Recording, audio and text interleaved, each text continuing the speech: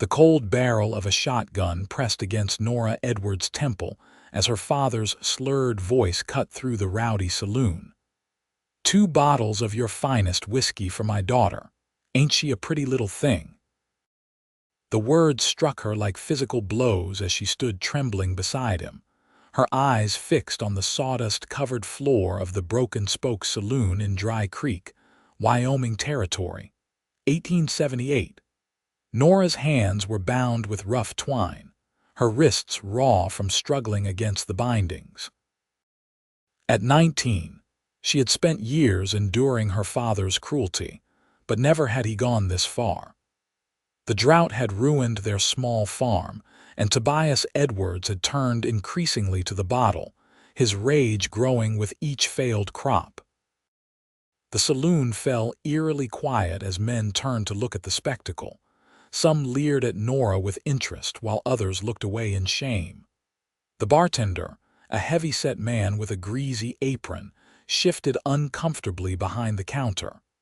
"Come on now, Tobias," the bartender said. "You don't want to be doing this. Take your daughter home." "Home?" Tobias laughed, the sound more like a growl. "Ain't got much of a home left, do I? But I got something worth trading." He yanked Nora forward by her bound hands, causing her to stumble. Her long brown hair fell across her face, hiding her tears. "2 bottles," Tobias repeated, louder this time, "or I'll take offers from these fine gentlemen." He gestured broadly at the room. A murmur rippled through the crowd. Some men shifted forward in their seats, eyes gleaming with interest that made Nora's skin crawl. "I'll give you 3 bottles for her," called a voice from the back. A pot-bellied miner with yellowed teeth stood up, jingling coins in his pocket. "5 bottles and $10, countered another. Nora closed her eyes, willing herself to be anywhere but here. The noise in the saloon grew as men began to shout offers, turning her into nothing more than merchandise at an auction. The piano player had stopped his tune, and even the working girls had paused their rounds, watching the scene unfold with mixture of disgust and pity. One of them, a redhead in a faded green dress, caught Nora's eye and gave her a look of sympathy. Just as Tobias was about to accept the highest offer, the batwing doors of the saloon swung open. A tall figure stood silhouetted against the fading evening light. The newcomer stepped inside, boots thudding heavily on the wooden floor. Dust from the trail clung to his denim pants and faded blue shirt. A well-worn Stetson shadowed his features, but Nora could see the hard set of his jaw. "What's going on here?" His voice was deep and steady, cutting through the clamor like a knife. "Ain't none of your business, stranger," Tobias snarled, tightening his grip on Nora's arm. "Just conducting a bit of trade." The man stepped further into the light. He was younger than Nora had first thought, perhaps in his mid-20s, with a face weathered by sun and wind. His eyes, a startling blue, scanned the room before settling on Nora. "Trading your own daughter." The stranger's hand rested casually near the holster at his hip. "That ain't trade, that's something else entirely." "Who the hell are you to judge me?" Tobias spat. "Name's Dane Dawson." He removed his hat, revealing dark hair that curled slightly at the edges. "Just rode in from Colorado Territory." Tobias sneered. "Well, Dane Dawson from Colorado, either place a bid or mind your own damn business." The cowboy took another step forward and the crowd parted for him. He looked at Nora directly, and she found herself unable to look away from those piercing blue eyes. "How much for the lady?" Dane asked, his voice quieter now. Tobias grinned triumphantly. "Now we're talking. Current bid is at 5 bottles and $10. "I've got $20, Dane said, reaching into his pocket and pulling out a small leather pouch. He tossed it onto a nearby table where the coins spilled out, glinting in the lamplight. Tobias's eyes widened at the sight of the money. "Sold," he said quickly, Before anyone could outbid the stranger, Dane stepped forward, but instead of reaching for the money, he moved toward Nora. With careful movements, he pulled a knife from his belt and cut the bindings from her wrists. Nora rubbed at the raw skin, confusion and fear warring in her expression. "She's mine now," Dane announced to the room, his voice carrying to every corner of the saloon. Then, to everyone's surprise, he turned to Tobias. "And so is your gun." In one fluid motion, Dane had drawn his pistol and knocked the shotgun from Tobias's hands. It clattered to the floor. "What the—" Tobias began, but Dane cut him off. "A man who'd sell his own daughter doesn't deserve to be armed." Dane kicked the shotgun toward the bartender. "Keep that for me, would you?" The bartender nodded, quickly grabbing the weapon and stashing it beneath the counter. Tobias's face contorted with rage. "You can't do this." "I believe I just did." Dane turned to Nora. "Miss, if you'd prefer to leave this establishment, I'd be happy to escort you." Nora stared at him, uncertain. Was she merely trading one captor for another? But something in the cowboy's eyes told her he meant her no harm. "Yes," she said, her voice barely above a whisper. "Please." Dane nodded and offered her his arm. "Your money," he said to Tobias, nodding toward the coins on the table. "Buy yourself some whiskey. It's all you seem to care about anyway." As they walked toward the door, Tobias lunged forward, aiming a wild punch at Dane. The cowboy sidestepped easily, and Tobias crashed into a table, sending glasses shattering to the floor. "I'd stay down if I were you," Dane advised calmly. With a final glance around the silent saloon, he guided Nora outside into the cooling evening air. Once outside, Nora took a deep breath, filling her lungs with the fresh air scented with sage and dust. The sun was setting behind the distant mountains, painting the sky in shades of orange and purple. "Thank you," she said, turning to face her rescuer. In the fading light, she could see his features more clearly: a straight nose, strong jawline, and those remarkable blue eyes that seemed to see right through her. "No need for thanks," Dane replied, placing his hat back on his head. "No decent man could stand by and watch that. What happens now?" Nora asked, her voice small but steady. "Do I belong to you?" Dane's expression softened.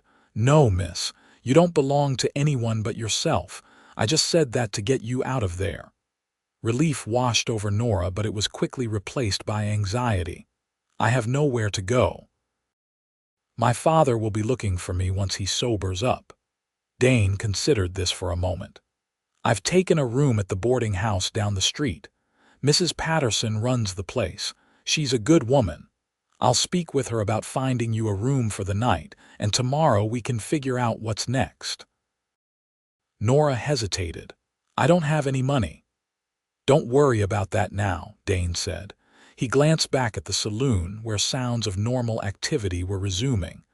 "We should move along before your father decides to come looking for trouble." They walked in silence down the dusty main street of Dry Creek. The small frontier town was winding down for the evening, with only a few people still out and about. A dog barked in the distance, and somewhere a child was being called in for supper. "I'm Nora," she finally said. "Nora Edwards." "Pleased to meet you properly, Miss Edwards," Dane replied with a slight tip of his hat. "May I ask what brings you to Dry Creek, Mr. Dawson? It's not exactly on the way to anywhere." A shadow crossed Dane's face. "I'm tracking someone, a man who killed my partner back in Colorado." "I'm sorry," Nora said softly. "Been on his trail for 3 months now," Dane continued.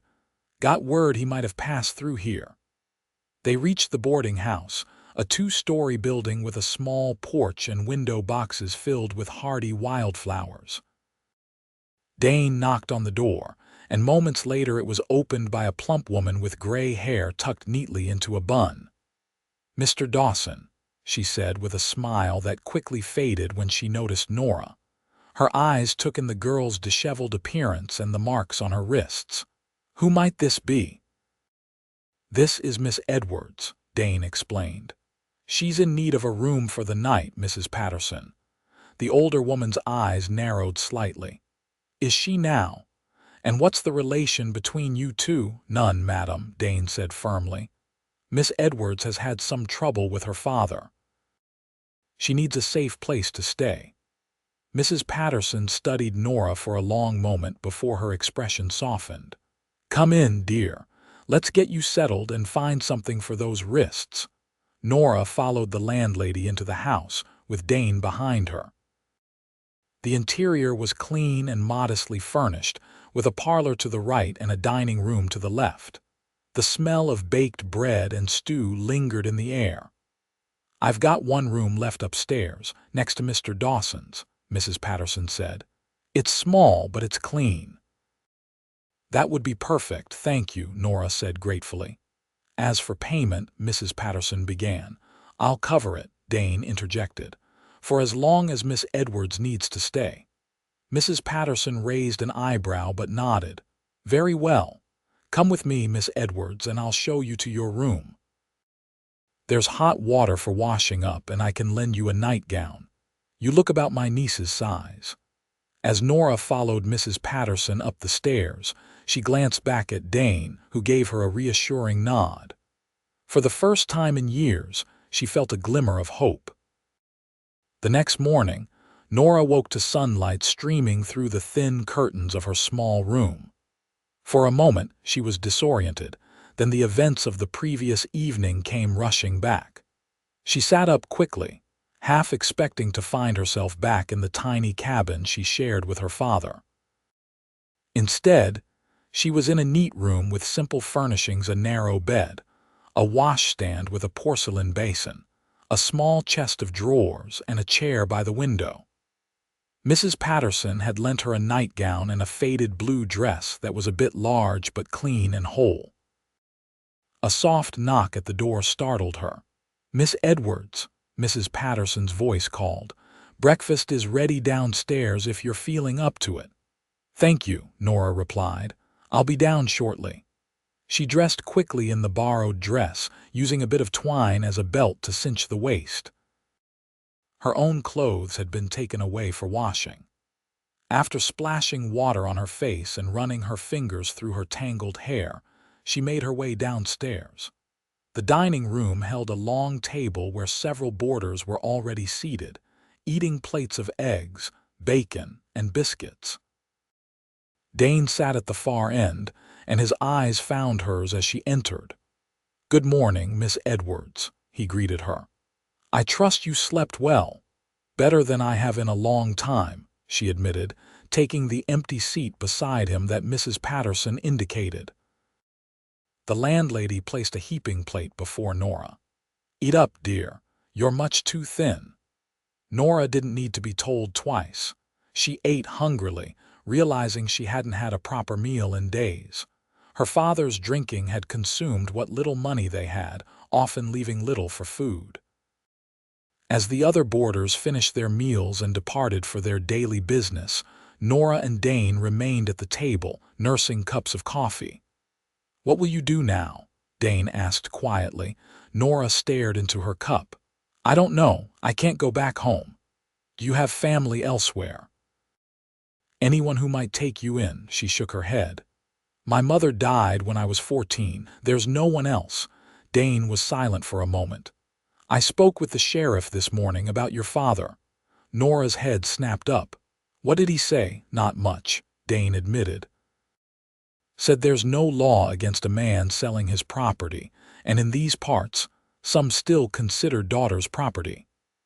His jaw tightened. The sheriff did say he'd have a word with your father about threatening you with a firearm in public, but I wouldn't count on that amounting to much. Nora nodded, unsurprised. So I'm on my own. Not entirely, Dane said. Mrs. Patterson mentioned the general store is looking for help. The owner's wife is expecting their third child and could use an extra pair of hands. Hope fluttered in Nora's chest. Do you think they'd hire me? I already spoke with Mr. Collins. He said you could start today if you're willing. Tears sprang to Nora's eyes. Why are you helping me like this? Dane looked uncomfortable with her gratitude. Everyone needs a helping hand sometimes. Before Nora could respond, the front door of the boarding house burst open. Tobias Edwards stood in the doorway, his face mottled with rage, reeking of whiskey even from across the room. "There you are, girl," he growled, eyes fixing on Nora. "Come home now and I might not beat you for running off." Nora froze, her fingers gripping the edge of the table. Dane rose to his feet, placing himself between her and her father. "Mr. Edwards," he said, his voice even, "your daughter won't be going anywhere with you." Tobias took a step forward. "She's my daughter and she'll do as I say." "She's a grown woman," Dane countered, "and she's made her choice." Mrs. Patterson appeared from the kitchen, a rolling pin clutched in her hands. "You're not welcome in my establishment, Mr. Edwards." "I suggest you leave before I call the sheriff," Tobias sneered. "Sheriff won't do nothing. Ain't no law says a father can't discipline his own child." "There's a law against disturbing the peace," came a new voice. A man in a tan duster with a silver star pinned to his chest stood in the doorway behind Tobias. "And that's exactly what you're doing, Edwards." The sheriff, a lean man with a graying mustache, stepped into the room. "I've had complaints about you from half the town this morning." "Seems you made quite a spectacle of yourself last night." Tobias's bravado faltered slightly. "Just having a bit of fun is all." "Selling your daughter for whiskey isn't my idea of fun," the sheriff replied coldly. "Now, you've got two choices.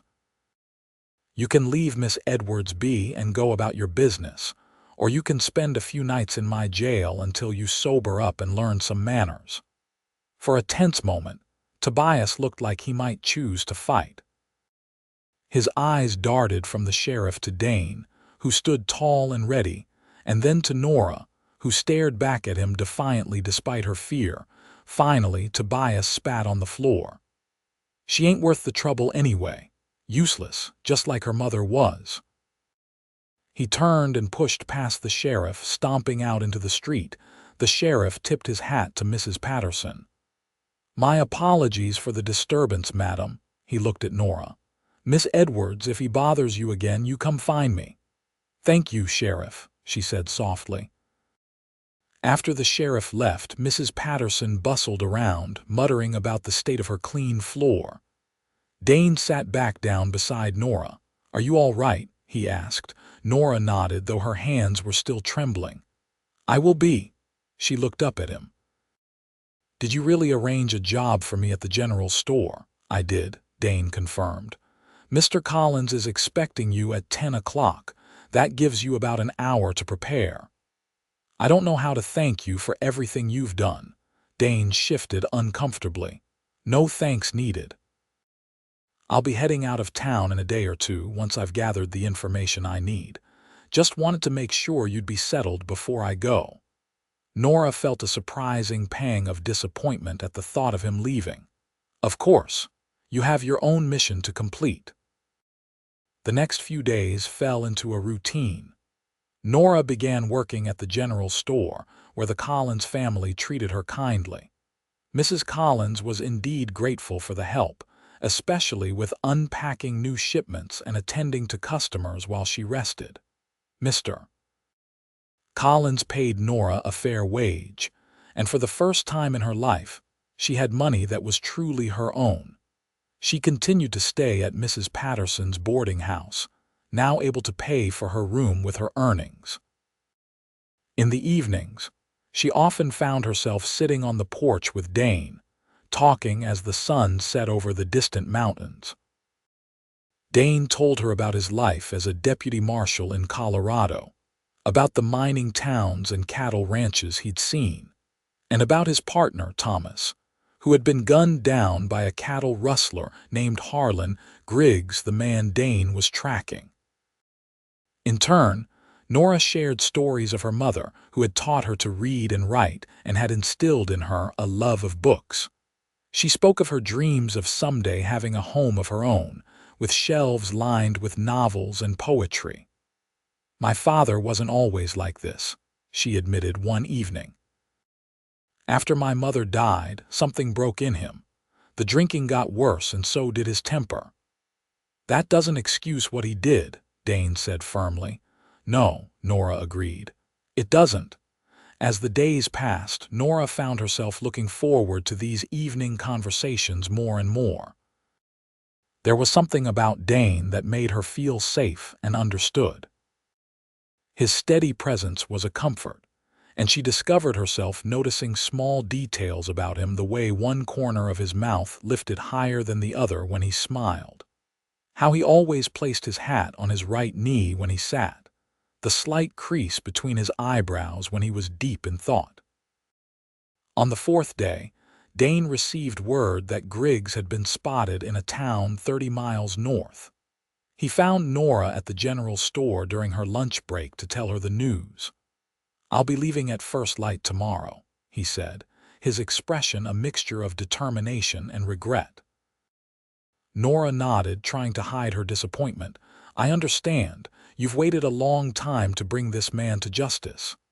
"Yes," Dane agreed, though he seemed distracted. "Nora, he stopped, then started again. "I want you to know that you'll be all right here, Mrs. Patterson speaks highly of you, and the Collins family is pleased with your work." "Thanks to you," Nora said softly. Dane shook his head. "No, it's your own doing. You're stronger than you know." That evening, their usual conversation on the porch was subdued. The knowledge of Dane's imminent departure hung between them like a physical presence. "Will you come back?" Nora finally asked as the stars began to appear in the darkening sky. "After you've found Griggs." Dane was quiet for a long moment. "Would you want me to?" Nora gathered her courage. "Yes," she said simply. "I would." Their eyes met, and something unspoken passed between them. Dane reached out and gently took her hand in his. His touch was warm and calloused from years of riding and roping. "Then I will," he promised. The next morning dawned clear and cool. Nora rose early to see Dane off. He was already in the yard behind the boarding house, saddling his horse, a sturdy bay gelding. "I made you something for the journey," Nora said, holding out a small package wrapped in brown paper. "It's not much, just some biscuits and jerky."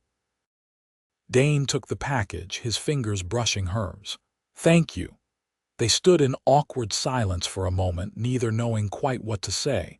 Finally, Dane secured the package in his saddlebag and turned to face her. "Nora, I want you to have this."